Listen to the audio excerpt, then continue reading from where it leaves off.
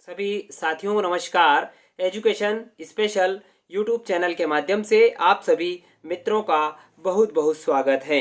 जैसा कि सभी साथी जानते हैं, एजुकेशन स्पेशल यूट्यूब चैनल के माध्यम से आपको समय समय पर विभिन्न अपडेट आप तक पहुंचाने का प्रयास इस प्लेटफॉर्म के माध्यम से किया जाता है। आज फिर एक महत्वपूर्ण वीडियो जो कि वैधता सूची से संबंध में आपके लिए लेकर आया हूं।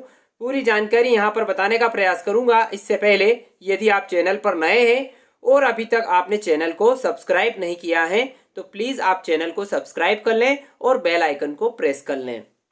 साथियों, एक पत्र जो कि जिला शिक्षा अधिकारी जिला मंदसौर से जारी हुआ है, 3 जनवरी को जारी हुआ है, जिसमें माध्यमिक शिक्षकों की अंतरिम वरिष्ठता सूची के संबंध में पत्र लिखा गया है। मैं यहाँ पर आपको एक एक बिंदु के बारे में जानकारी बताने का प्रयास करूंगा। आप ध्यान से सुनेंगे और समझेंगे। बिंदु लिखा गया है कि संभागीय वरिष्ठता सूची से जिले में कार्यरत लोक सेवकों की जानकारी को पृथक कर संकुलवार सूचियां तैयार की गई हैं, जो कि पत्र के साथ भेजी गई हैं, यानी कि संकुलवार सूचियां भेजी गई हैं। साथ ही साथ दूसरा बिंदु है, संकुल अंतर्गत कार्यरत समस्त माध्यमिक शिक्षकों को दिनांक 10 जनवरी 2024 बुधवार तक उक्त सूची का सूक्ष्मता से परीक्षण करना है, अवलोकन करना है और सभी माध्यमिक शिक्षकों को देखना है। तीसरी बात जो कि बहुत ही महत्वपूर्ण बात है, ये सभी शिक्षकों को ध्यान में रखना है, स्मरण रहे, उच्च पद प्रभारित माध्यमिक शिक्षकों की जानकारी इसमें सम्मिलित नहीं करना है। अर्थात ऐसे प्राथमिक शिक्षक या प्रयोगशाला शिक्षक जो माध्यमिक शिक्षक का उच्च पद प्रभार प्राप्त कर चुके हैं, उनके नाम वरिष्ठता सूची में नहीं जोड़े जाएंगे। ये एक बहुत ही महत्वपूर्ण बात है कि जिन शिक्षक साथियों ने उच्च पद प्रभार प्राप्त कर लिया है, उनके नाम इस सूची में शामिल नहीं किए जाएंगे, नहीं जोड़े जाएंगे। चौथा बिंदु है इस पत्र का जिला कार्यालय द्वारा विमर्श पोर्टल पर माध्यमिक शिक्षकों की वरिष्ठता से संबंधित जानकारी पिछले माह अद्यतित की गई थी, जिससे जो संभागीय वरिष्ठता सूची में परिलक्षित हो रही विसंगतियों का कार्यालय स्तर से यथासंभव निराकरण कर लिया गया है। अतः आपकी ओर जो सूची प्रेषित की गई है उसका अवलोकन जरूर करें। इसके अलावा नवनियुक्त जो माध्यमिक शिक्षक हैं, जिनकी नियुक्ति 2021 में हुई, 22 में हुई और 23 में हुई, उनका नाम इस वरिष्ठता सूची में अभी फिलहाल शामिल नहीं किया जाना है। बात करते हैं अगले बिंदु की। अतः किसी भी नवनियुक्त माध्यमिक शिक्षक का नाम जोड़ने का आवेदन इस कार्यालय में नहीं भेजा जाए। छठा बिंदु है, व्यावसायिक योग्यता में प्रशिक्षण संबंधित अगर कोई वरिष्ठतम योग्यता है, डीएड और बीएड है, तो उसमें से बीएड को जोड़ा जाए, वरिष्ठ डिग्री को जोड़ा जाए। स्नातकोत्तर उपाधि के संबंध में लोक सेवक द्वारा स्नातकोत्तर का विषय बढ़ाने का आवेदन प्रस्तुत किया गया है, तो उससे अनुमति प्राप्त कर परिशिष्ट के साथ संलग्न करना है। यानी कि यदि कोई शिक्षक साथी अपनी जो स्नातकोत्तर की उपाधि जोड़ाता है तो उसको अनुमति देने के साथ जोड़ाना है।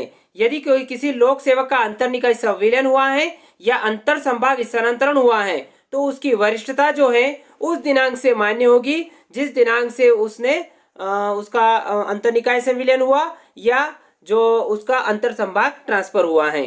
किसी भी प्रकार के संशोधन या परिवर्तन हेतु परिशिष्ट पर आवेदन के साथ सहपत्र अनिवार्यतः प्राप्त करें। इसके अलावा जो लोक सेवक जानकारी से पूर्णतः संतुष्ट हैं, यानी कि मेरी जानकारी सत्य है, तो आपको सभी ऐसे लोक सेवकों से परिशिष्ट भराकर लेना है।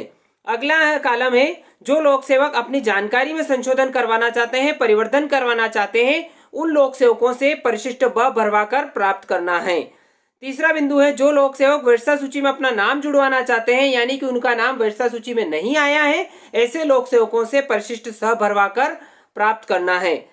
अगला बिंदु है इस पत्र में, समस्त माध्यमिक शिक्षकों से तदनुसार परिशिष्ट प्राप्त कर प्रत्येक परिशिष्ट को संकुल प्राचार्य द्वारा प्रमाणित करना है और उसके पश्चात 3 पृथक पृथक फाइल तैयार करके परिशिष्ट अ, परिशिष्ट ब और परिशिष्ट स तीनों फाइल अलग अलग फाइल में अटैच करके फाइल के ऊपर संकुल का नाम और परिशिष्ट का क्रम अंकित किया जाए। ये जानकारी अंकित करके वरिष्ठ कार्यालय को 12 जनवरी 2024 तक प्रेषित करना है।